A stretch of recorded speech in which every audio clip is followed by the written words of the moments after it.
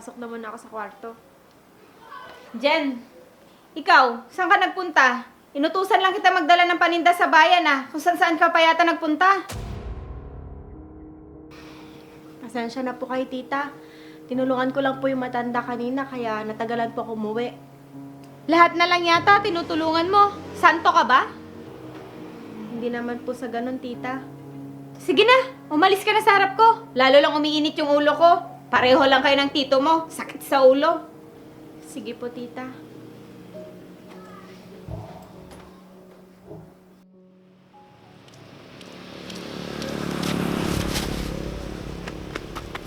Ayos na po ba kayo? Uwi ha, ayos lang ako. Maraming salamat. Nako, walang anuman po. Sa susunod po, mag-ingat po kayo ha. Oo nga, mahina na kasi yung tuhod ko, kaya madalas akong natutumba. Dapat hulo, hindi na po kayo lumalabas na kayo lang mag-isa. Wala naman ako makakasama dahil mag-isa na lang ako sa buhay. Ganun po ba? Sige Iha, may lakad ka pa yata. Maraming salamat ulit. Gusto niyo po ba ihatid ko na po kayo? Naku, wag na Iha. Nakakahiya naman sa'yo. Naabala na nga kita. Ayos lang po yun. Wala din naman po ako gagawin sa bahay. Ikaw ang bahala Iha. Sige po. Saan ko po ito ilalagay? Pumuna tayo dito Iha.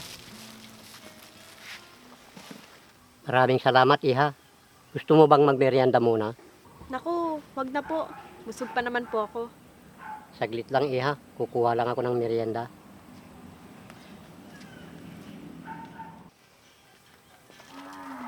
O ito Iha, magmerienda ka muna.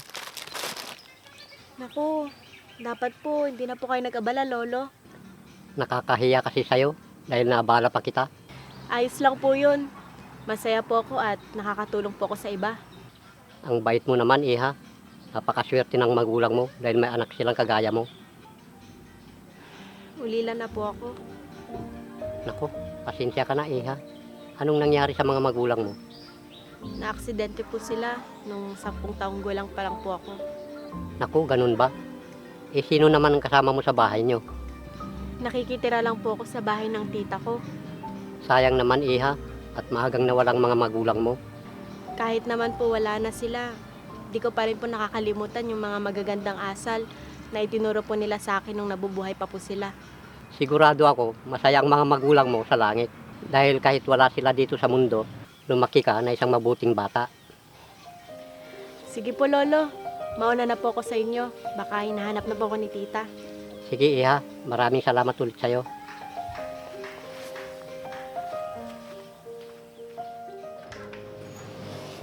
Ano ba naman tong buhay na to?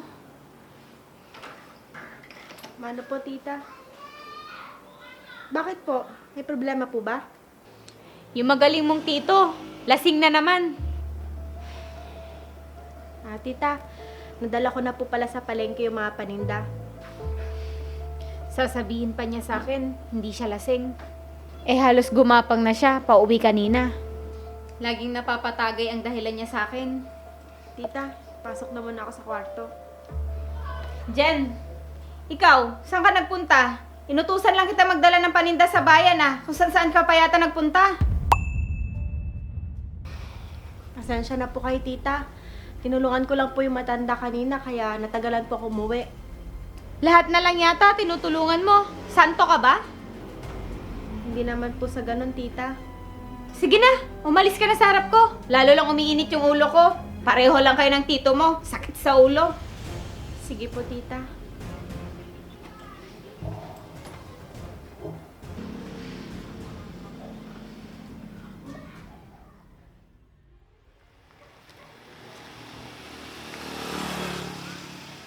Parang si Jin yun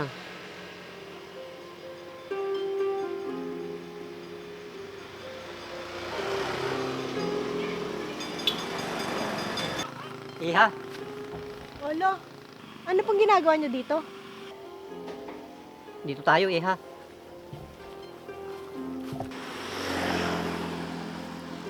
Kita mo ba yun kanina? Opo, Lolo.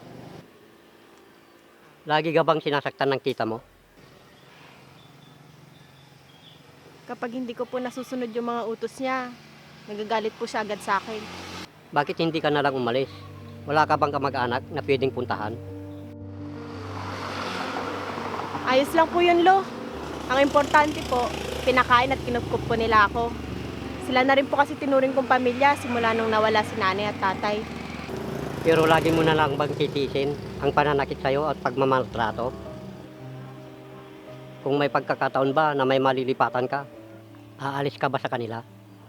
Hindi po, Lo. Hindi ko po sila kayang iwan.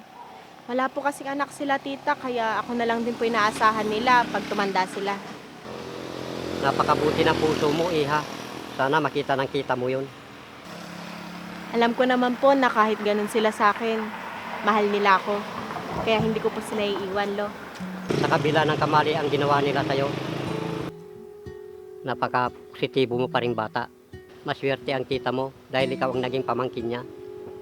Maswerte rin po ako sa kanila, Lolo. Basta, pag kailangan mo ng kausap, puntahan mo lang ako sa bahay. Sige po, Lo. Mauna na po ako. Sige, Iha, mag-iingat ka. Pagpalain ka sana ng Panginoon, Iha.